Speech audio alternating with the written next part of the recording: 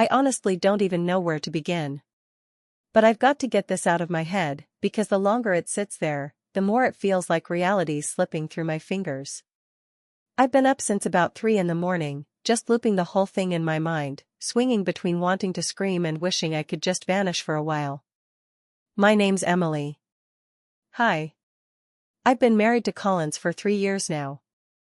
We didn't meet through work, or mutual friends, or anything normal like that. Nope, our story started in the dumbest way imaginable, stuck in an elevator at an escape room. Sounds like the start of some cheesy rom-com, right? But it wasn't cute. It was 40 minutes of dead silence, awkward dad jokes, and me needing to pee so badly I was considering using a prop plant in the corner. That kind of summed us up, though. Awkward, kind of odd, a lot of time in tight spaces, and not exactly overflowing with romance. Anyway, I've never had a huge circle of close friends, but I do have a few people I genuinely trust. My family's still around. We're not super tight-knit or anything, we text, we show up for holidays, that sort of thing. Nothing dramatic. Just, distant but decent. Collins's family, on the other hand, is massive. Like, full-blown crowd at every event huge. I can't even remember half of their names most of the time.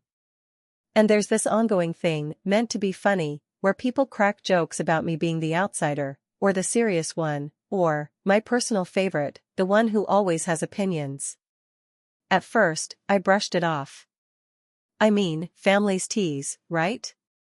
Not really my style, but I figured I could roll with it. Lately, though, it feels like the jabs have gotten meaner, sharper somehow. Maybe I'm being too sensitive, or maybe they really are leaning into it more. I don't even know anymore. All I know is, it's not funny to me.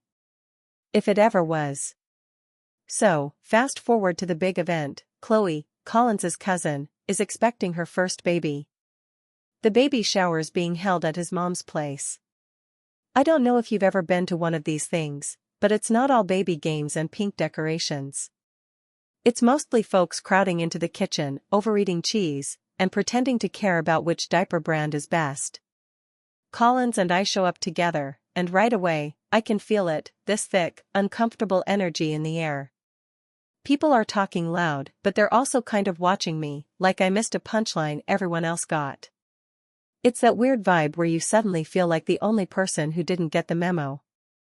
I try to keep it low-key, scrolling through TikTok on my phone, making some small talk with Chloe. She's actually really sweet, not part of the problem at all. But of course, here comes Morgana, Collins's sister, always acting like she's the star of some reality show that only she's watching. She's already got a seltzer in hand and jumps right into her usual routine, asking if I've finally learned how to make their grandma's pasta salad, commenting that my Doc Martens are brave, like there's some kind of fashion risk. I fake a laugh, like always, and drift toward a window because it's way too hot in there with all those bodies packed into one house. Then, out of nowhere, one of Collins's loud aunts, I think, honestly I can't keep them straight, calls out in that overly bright tone, "So, when are you two gonna have a baby?" And the whole room just goes dead quiet. I hate that question. Collins knows that. He knows I don't want to be put on the spot like that. He knows it's a loaded topic for me. I'm still not sure I even want kids. We've talked about it, maybe someday, sure, but not now. Not when we're still figuring so much out. He always claims we're on the same page. But then he'll toss out these random comments about being too young to be a dad. He's 33, not some college freshman. Anyway, I just give a small shrug and say something like, "Oh, we're not in a rush." But Collins? I don't know what got into him. Maybe it was the attention. Maybe he'd had a drink. Or maybe he just felt like being a not reasonable. He lets out this laugh, not a normal one, but this sharp, barking sound, and says, "With her? I'd rather stay childless than raise kids with that kind of negativity." And people laugh. Like, actual laughter. Not the fake polite kind. Real, belly laughs like he just nailed a stand-up routine. Morgana, never one to miss her cue, chimes in, she'd probably give birth to complaints and breastfeed them drama. There's this beat of silence, and then more laughter. I'm just standing there, completely exposed. What was I supposed to say? I look at Collins, and he's grinning. Not at me, at the room. Eating it up. I say, you're not funny. Calm. Quiet. No yelling. And he just smirks and goes, relax, you're always so sensitive. No wonder I don't want kids with you. And I swear, I've never wanted to slap someone so bad in my life. But I didn't. I just balled up my fists and stared him down. Morgana's still cracking up. Someone mutters something about women these days, and honestly, I blanked. I wasn't thinking anymore, I just needed to get out. I headed for the hallway, thinking I'd step outside, maybe call my sister. But Collins grabbed my arm, too hard. Not in an abusive way, but firm. Controlling. Like he was trying to stop me from making a scene. He says, "Where are you going? Don't ruin this for everyone." I yank my arm away and say loud enough for anyone nearby, "Touch me again and I will." He lets go, but his hand lingers for a second too long. And as I'm walking off, I hear his mom, soft but clear, tell him, "Control your wife." Like I'm not even a person, just a problem he needs to handle. I turn around and look her dead in the eyes. I don't say a word. Just keep walking. In the hallway, I pass Morgana, and she tries to stop me, says, "Oh, come on, Emily, it was just a joke." I don't respond. I push past her and accidentally knock over this little tray of party favors on my way out. She gasps like I just pulled a gun. But I don't turn back. I just keep going. By the time I hit the front door, one of Collins's aunts, don't ask me which one, they all blur together when I'm this pissed, reaches out to grab my arm. I yank it away and snap, "Don't. Just, don't." Then I open the door and slam it shut behind me hard enough to shake the frame. Inside, I can hear Collins's voice, loud, dramatic, trying to play both sides. He's half apologizing, half blaming me, but I don't care anymore. I head straight to his car, climb in, and just sit there for a bit, shaking. Hands trembling. Breathing shallow. I shoot a text to my friend Claire. Not my sister, by the way, just happens to have the same name, which is confusing, I know, sorry. She replies fast, says, "You wanna come over?" And I'm like, yes, immediately yes. So I drive over to her place and end up camped in her kitchen for 2 hours, eating cold pizza and talking about literally anything except what just happened. My phone keeps buzzing, nonstop, group chats lighting up, Collins's name popping up, Morgana's, his mom's. I don't want to see any of it. I finally turn it off and shove it deep into my bag like it's radioactive. I don't go home that night. I shoot my mom a quick message so she doesn't freak out, and she says she'll call me in the morning. She doesn't seem surprised, which honestly says a lot about how bad things have been lately. All night, I just keep thinking, what the hell was that? I mean, yeah, Collins can be kind of a jerk sometimes, but that? That was a whole different level. I get that he tries to be funny, or thinks he is, but that wasn't a joke. That was just mean. And it wasn't just him either. It was everyone else either piling on or standing back like they were watching some live sitcom. And I don't know, am I just supposed to laugh it off? I don't think I can. I can't stop replaying the moment he grabbed my arm, the way his mom muttered, "Control your wife," like I was a misbehaving pet, the way Morgana physically tried to block me from walking out, like I was running off leash or something. It didn't feel random. It felt intentional. Like they were testing me. Like they wanted to see if I'd finally snap. Truth is, I think Collins resents that I don't idolize his family the way he does. He gets all tense when I point out stuff that's passive-aggressive or just plain rude, and he's even told me I make things awkward by not playing along. He loves being the funny guy, the golden child. Especially when his mom's watching. And Morgana? She's always hated that I don't giggle at her comments or fall in line with her idea of what the wife in this family is supposed to be. I'm not trying to psychoanalyze them, but seriously, what else explains it, other than they're just used to getting away with acting like this? I stayed the night at Claire's.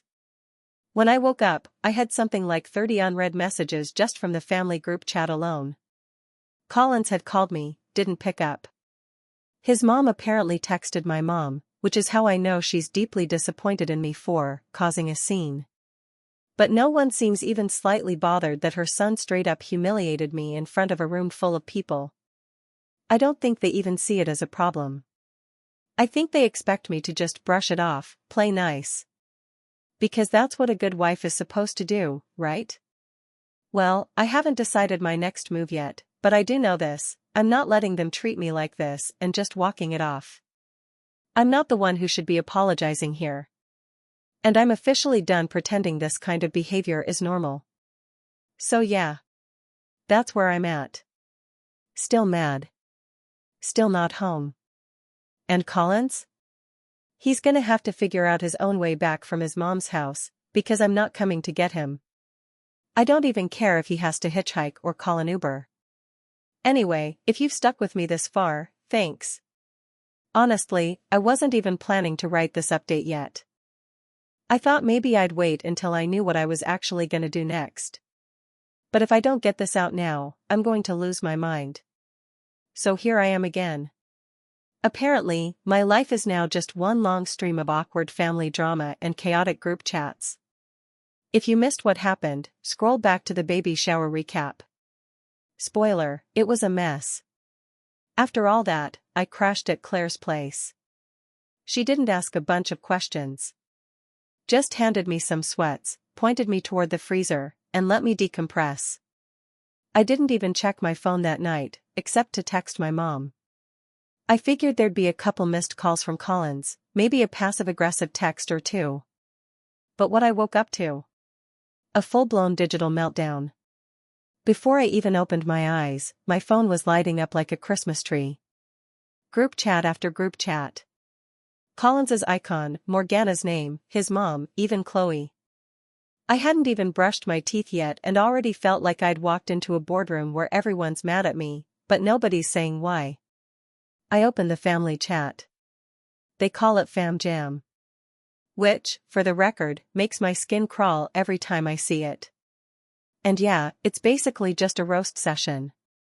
It starts off with Collins asking if anyone's heard from me. Then his mom chimes in with one of those fake nice questions about whether I'm feeling better, followed by how everyone's so concerned. Then it takes a turn. Morgana posts a meme, some cat with the words drama queen slapped across it in Comic Sans or whatever. Real highbrow stuff. Then the messages start rolling in faster. Some folks saying I overreacted, others going, it was just a joke. Why'd she have to storm out? Chloe, bless her, actually tries to dial things down. But it's like trying to stop a train with a beach towel. Then Collins's aunt, you know, the one who won't shut up about her gluten allergy like it's some edgy personality trait, adds her 2 cents about how some people just don't understand family traditions. And that's when I actually felt nauseous. Since when is humiliating someone in public considered a tradition? Am I missing something here? I keep scrolling back through the messages, and that's when I see it. Collins's mom had also texted my mom directly. My mom sent me a screenshot like it was her civic duty. It was from Collins's mom, of course. The message read something like, maybe you can help Emily see reason. She's upsetting everyone, and it's tearing the family apart. Real dramatic. My mom's reply? A vague, I'll check in with her. So basically, no help on that front. Then, because life is apparently written by a bad sitcom writer now, my own family's group chat starts going off. Mom is doing her usual balancing act, trying to get me to come home for dinner, just to talk things through. My dad chimes in with a classic thumbs up emoji and calls it a day. No notes. Peak minimalism. My sister, yes, my biological sister Claire, not to be confused with my friend Claire, I know, it's confusing, goes off script entirely. She starts dropping TikToks about nightmare in-laws and then just texts, "You should burn it all down." I nearly laughed. Which, considering the last 24 hours, was a small miracle. I told my mom I wasn't ready to see Collins, let alone talk to him. She said she understood, but I could tell she was hoping I'd smooth it all over and move on. That's always been her thing, avoid confrontation at all costs. Keep the peace even if it means swallowing your own voice. But Claire? She was like, "Promise me you won't fold on this." And honestly, I was glad someone was in my corner, even if she was a little too enthusiastic about revenge plots. Then Collins called. I let it go straight to voicemail. A minute later, he sends a text, "You're making this worse. Just apologize so we can all move forward." I actually snorted. Out loud. Like, me? I'm the problem now? I'm the one who turned our relationship into a punchline in front of his entire family? I started typing a reply.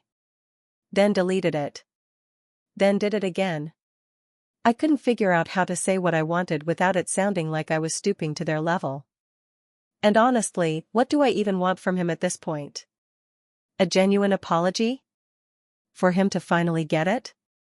Not holding my breath. And just when I think it can't get more absurd, Morgana shows up again in the group chat with another meme. This time it's some lady rolling her eyes with "Here comes the drama" in glittery bubble letters.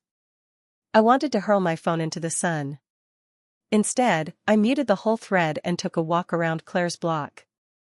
It was freezing, but at least the cold cleared my head. I called my friend and just unloaded everything. She didn't interrupt, didn't try to fix it. Just listened. Then she said, "You need another night here?" And I said yeah. Definitely. When I got back, my phone was buzzing again. Collins had sent me a string of DMs. This time, he was playing the nice guy. Said he didn't mean it, but also that I shouldn't take things so personally, because you know how my family is. And then the cherry on top, "If you come home, we can talk." So I replied, "You humiliated me. On purpose." He didn't respond. Just left it on read.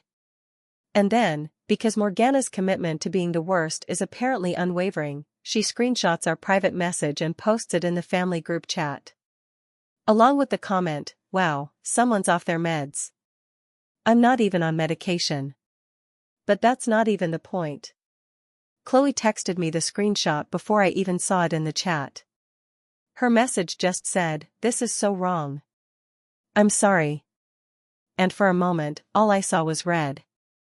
So I sent Morgana one message, "Delete that now, or I'll remind everyone what you said about your mom after 3 glasses of wine on Christmas Eve." She deleted it. No apology. No acknowledgement. Just vanished the post like it never happened. I didn't reply again. I didn't need to.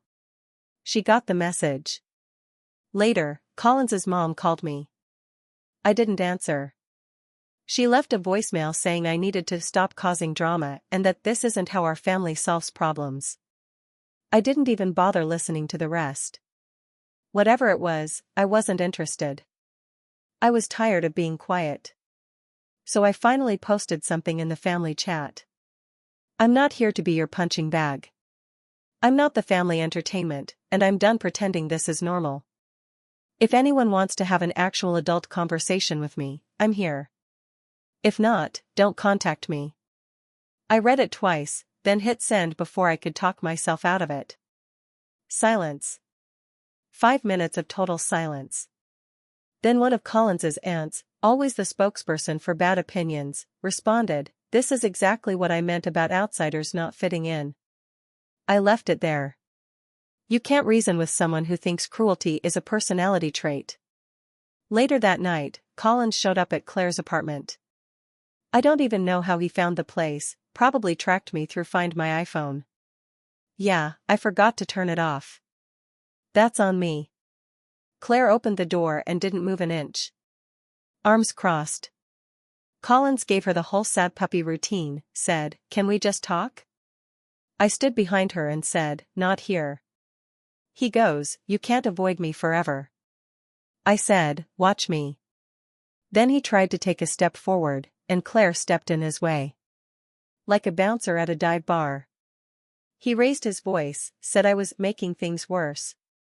I shot back, you did that all on your own. Then he said, you're my wife. You have to talk to me. And I just said, not tonight. He kept going, so Claire shut it down. Told him if he didn't leave, she was getting the building manager. That did it. He stormed off, slammed the door behind him like it made a point. I turned to her and said, thanks. She looked at me and asked, you're not seriously staying married to that guy, right? All I could say was, I don't know. Later, my mom called again. She's worried, of course. Wants me to come home, take a breather. My dad got on the line for a hot second and said, if he shows up here, I'll take care of it. And for the first time in days, I felt something like safety. The next morning, Collins's mom tried roping my mom into it again. Treating me like a teenager who needs to be sent to her room. But this time, my mom stood up for me. Told her, Emily's an adult. She'll figure it out. I was honestly shocked. Didn't know she had it in her. But I needed to hear it. Still, no one on Collins's side ever said sorry. Not a single one. They didn't care about what happened. They just wanted me to shut up and move on so things could go back to normal. But I'm done playing that game. That night, I called my sister. Just vented. Poured everything out. She said, you know they're never going to change, right? You've got to decide if you can live with that forever. And I told her, I can't. My sister didn't even pause. Just said, then don't. She's right. It's not that simple, but she's not wrong either. By now, I'd already packed a duffel bag and moved back in with my parents for a while. Collins kept texting, saying he missed me. And then, just to keep it on brand, he added that I owed his family an apology. I didn't answer. He tried calling next. I let it ring.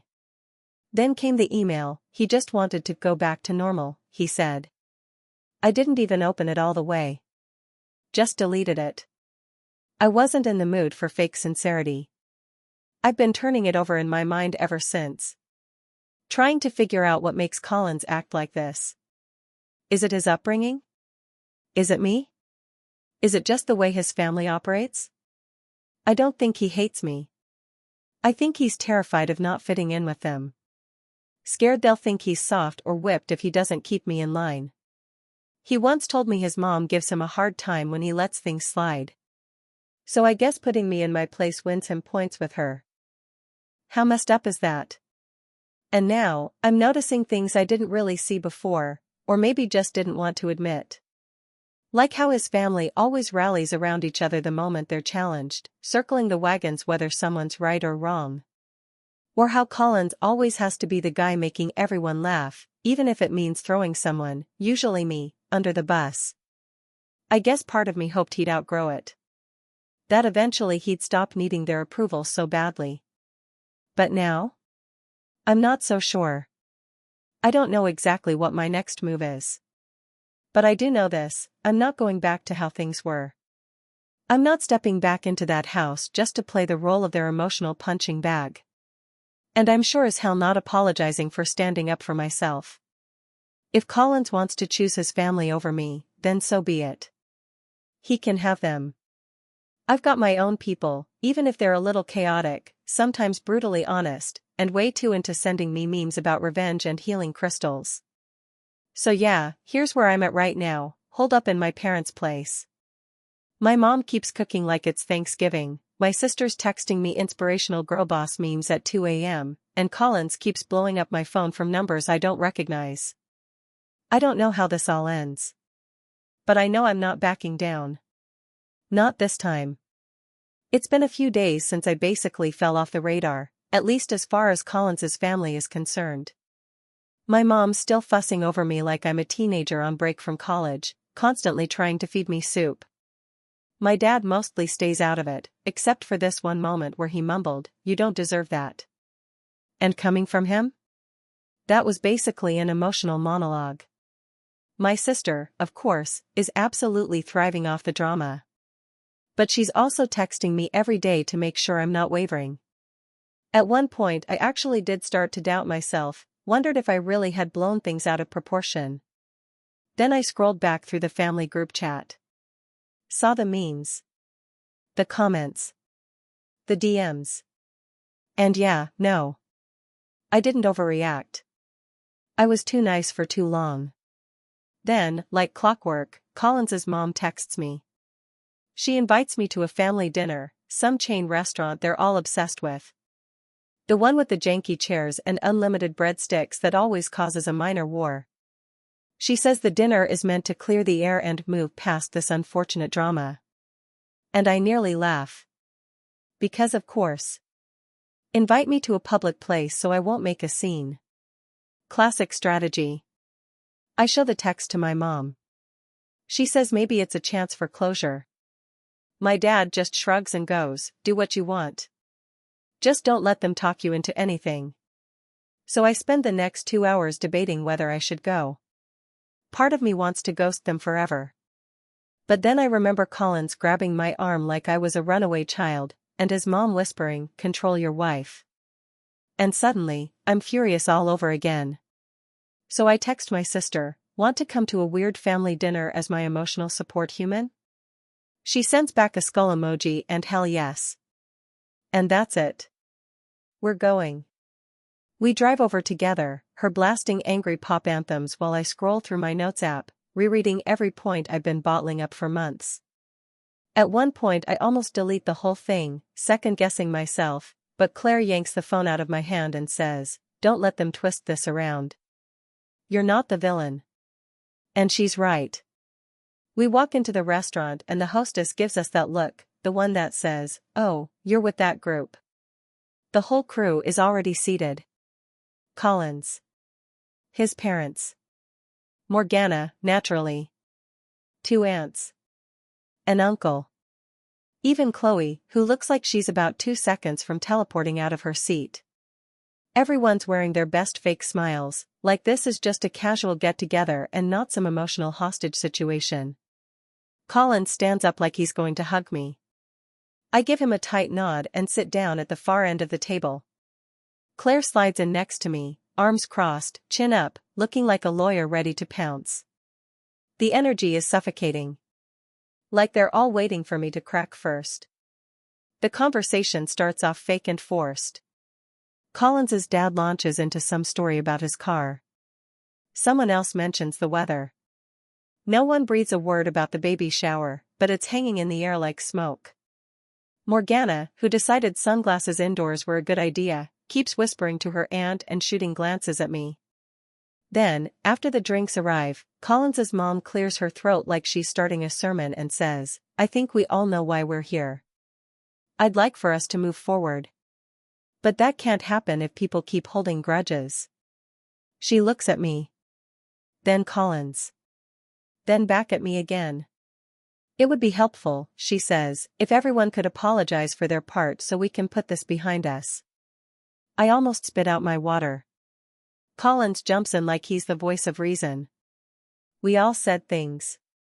But Emily. I think you overreacted. I just want things to go back to normal. Morgana snorts and mutters, some people wouldn't recognize normal if it bit them.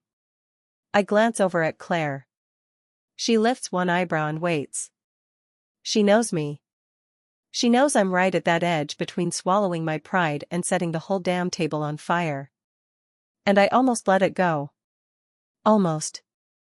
But then I remember what it felt like, being laughed at, mocked, grabbed like I was property. So I take out my phone. Open my notes. And I say, calm and clear, actually, I brought a list. Collins's mom blinks. Confused. Morgana lets out a loud sigh. I scroll to the top.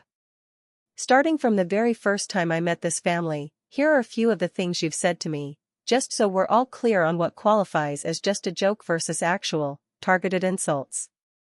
Then I read the pasta salad comment. Word for word. And for the first time all evening, no one says a thing. I keep going. I bring up the time Collins's mom told me I'd never really belong in the family unless I started dressing more like her.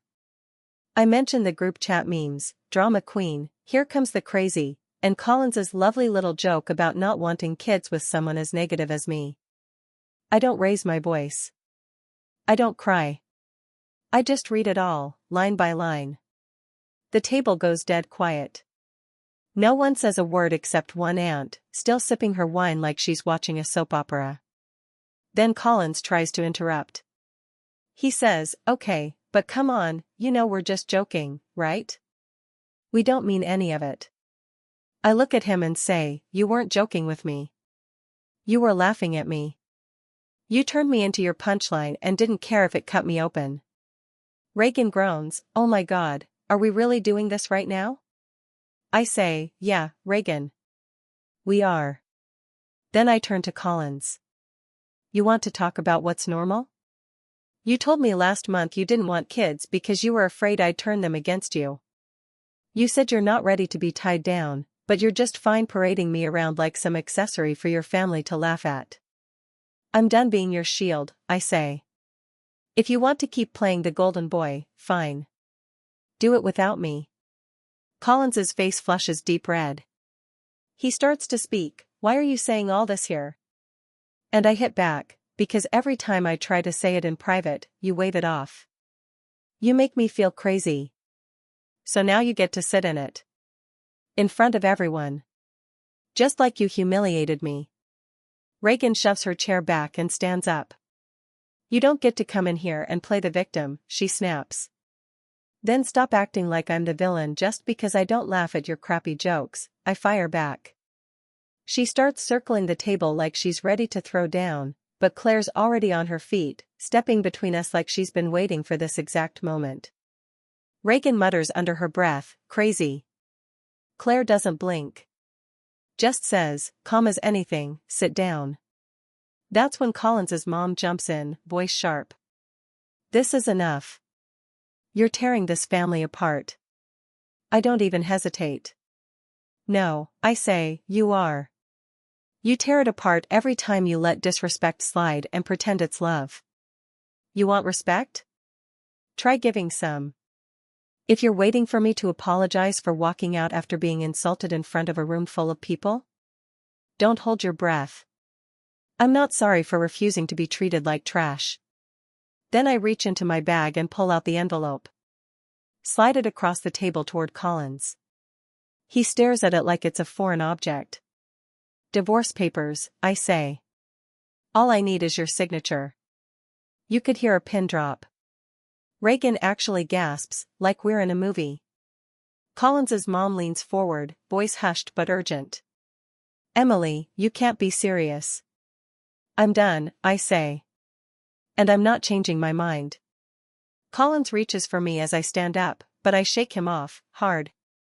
Don't touch me, I say, loud enough for the whole table to hear. He rises too, his voice getting louder.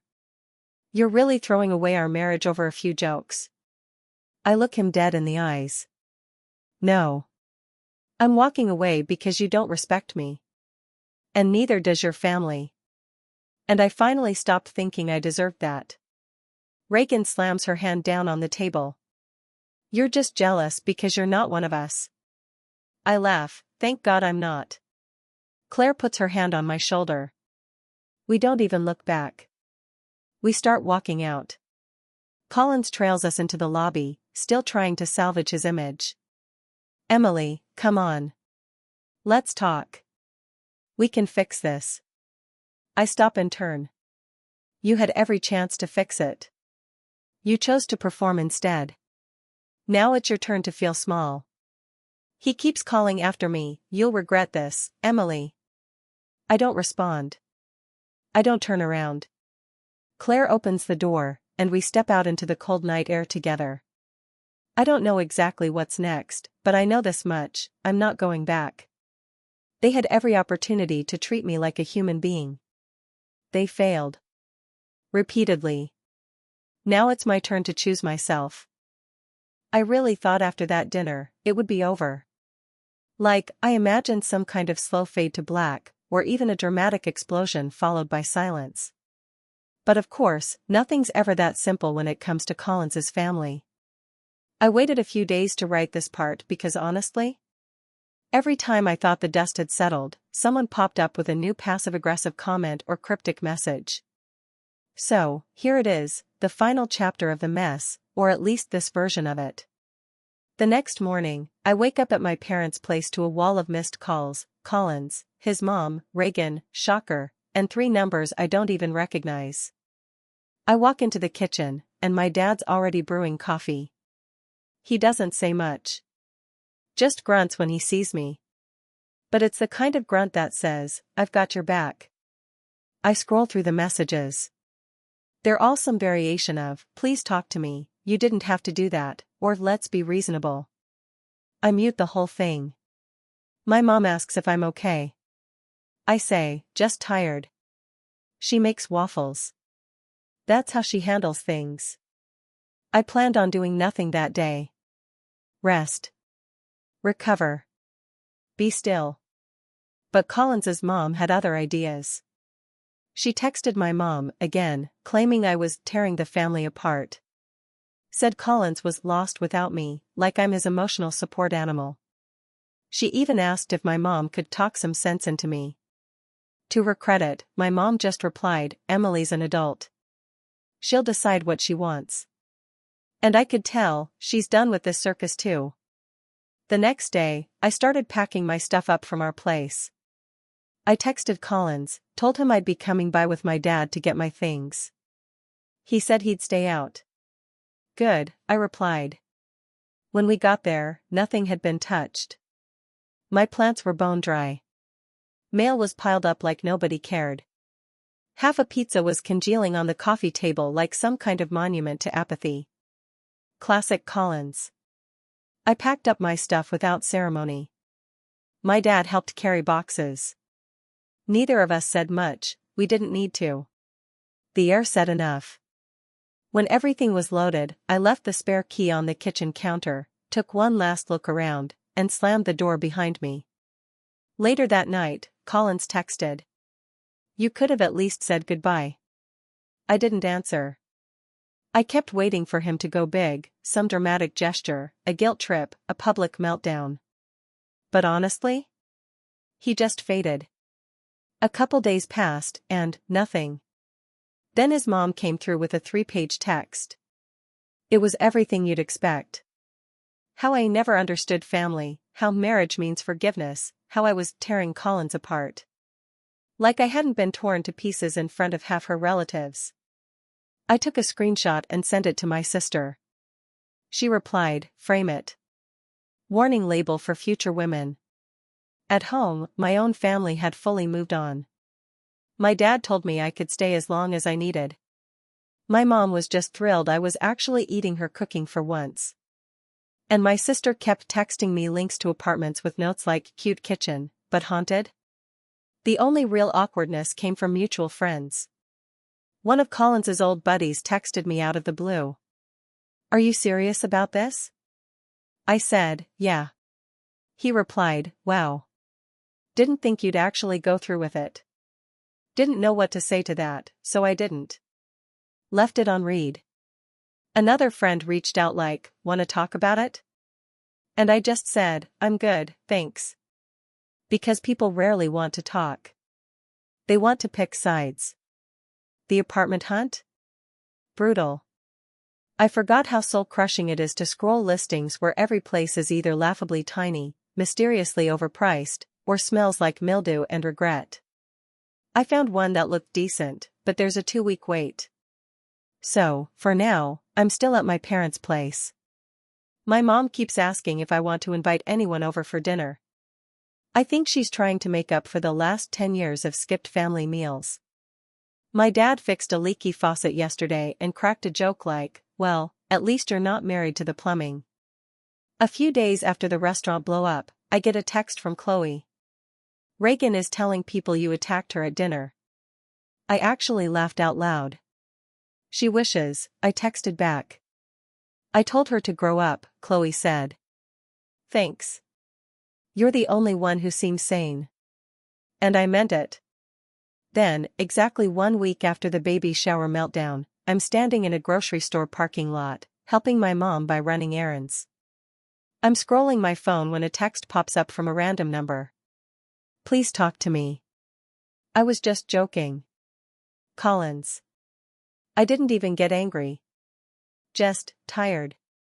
I took a screenshot and sent it to my sister and to Claire. Claire replied, "He's really still on that." My sister said, "Send him a clown emoji." I thought about just ignoring it, but honestly, I wanted to make it clear. So I texted back. So was I. I was just pretending to be your wife. No response. I blocked the number. He never showed up at my parents' house after that, which was honestly a relief. I heard through the grapevine that he's crashing at his mom's. Apparently, even she's tired of him moping around. Looks like even golden children have an expiration date. But I don't really care what happens to him anymore. I'm focused on finding a place, replanting my half-dead herbs, and maybe getting back to the life I had before all the chaos. Only thing left now is the paperwork. I filed the divorce myself. Paid the fee, clicked through the steps, and got the confirmation email. My mom hugged me longer than usual when I told her. My sister baked a cake, white icing, pink frosting letters that said, "Congrats on your divorce." I laughed so hard I nearly dropped it. Collins will probably always see himself as the victim. His mom will keep spinning her version of the story. And Morgana? I'm sure she'll be posting snide little memes until the end of time. But I don't care. I got out. I stood up for myself. And honestly, that's enough. Sometimes it's not about being better. Sometimes it's about being done. Anyway, I've got sad plants to water, leftover divorce cake to eat, and an endless scroll of apartment listings to suffer through. Here's hoping I find one without weird carpet or neighbors who play the recorder at midnight.